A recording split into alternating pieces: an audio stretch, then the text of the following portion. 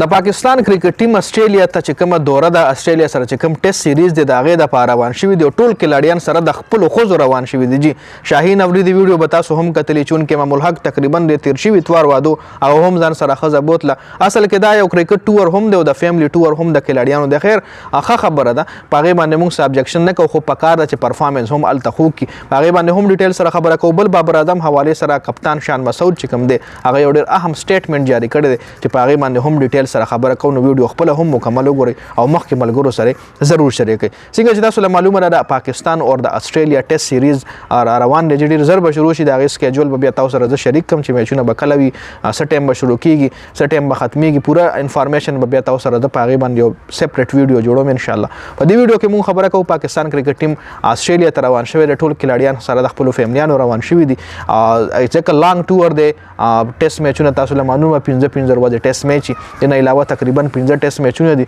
نو میاشت دوه میاشتې تقریبا یو نیمه دوه میاشتې به په استرالیا کې تیری نو هر کلاډي ځان سره خپله کورواله هم روانه کړې ده ټول تقریبا چې څومره هم میرټ کلاډیان دي د پاکستان کرکټ ټیم ټولو ځان سره خپلې ښځې هم بوتلې دي جي ښه خبره ده په هغې باندې موږ څه ابجکشن نه کوو زمونږ مقصد چې کرکټ فینس چې کوم دی هغه یو ښه کرکټ کتل غواړي نو که دی ځان سره ټول فیملی هم بوځي مور پلار هم بوځي نو زموږ څه ابجکشن نشته دی جي موږ ښه پرفارمنس غواړو د پاکستان کرکټ ټیم نه ښه توقعات ساتو د پاکستان کرکټ ټیم نه اوس به موږ خبره وکړو جي شان مسعود پرون یو پریس کانفرنس کې ویلي دي د بابر اعظم حوالې سره تاسو له معلومه ده بابر اعظم نه د درې واړو فارمیټو کپتاني ایستلی شوې ده شان مسعود نه تپوس وجي چې ته کپتان شوې نو اوس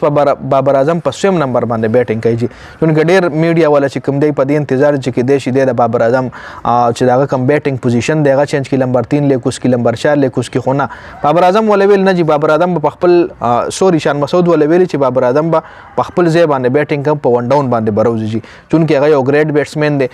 یو ښه کلاډي دی د هغه زما هېڅ کار نه جوړېږي چې زه د هغه پوزیشن چینج کړم یا نمبر 4 لیک اوس کوم یا نمبر 5 نه جي او په خپل پوزیشن باندې راوځي چې په کوم پوزیشن کې هغه په خپله کپتانۍ کې گیم کولو په هغه پوزیشن باندې به دما په کپتانۍ کې هم گیم کوي او هغه زما یو ډېر کلوز فرینډ دی او موږ په یو ځای ډېر زیات کرکټ کړی دی او هغه اوس هم زه منم چې هغه یو ګریټ کلاډي دی ښه پرفارمنس به کوي زه د هغه نه امید ساتم او بلکل همدغه رنګ دی ډېر چې کوم تاسو له معلومه بابر اعظم هیټرز ډېر زیات دي سپیشلی په میډیا باندې فینډز هم دي هیټرز هم دي د هغه د کپتانۍ هیټرز سپیشلی ډېر زیات چې خلکو وی دی د کپتانۍ نه لرې کړی شي بابر اعظم چې کوم دی یو پازیټیو انسان دی او پازیټیو انټینټ سره به کوزیږي او کوشش به کوي چې همدغه مطلب په استرالیا کې د هغه الریډي ښه ریکارډ دی په ټیسټ کې د هغه سینچري شته په استرالیا کې نو همدې سیریز کې هم خپله لوحه چې کوم دی منوو کړي او همدا ښه پرفارمنس وکړي او وښیي دنیا له چې زه ایز ا کیپټن هم ما ښه گیم کړی دی او که کیپټن یم نه هم به زه ښه بیټینګ کوم جي نو په دې ویډیو کې دا اپډیټس وو جي د ویډیو کتلو ډېره زیاته مننه ویډیو خپلو ملګرو سره ضرور شریک کړئ جنید خان افیشل چینل هم سبسکرایب کړئ پیج هم لایک کړئ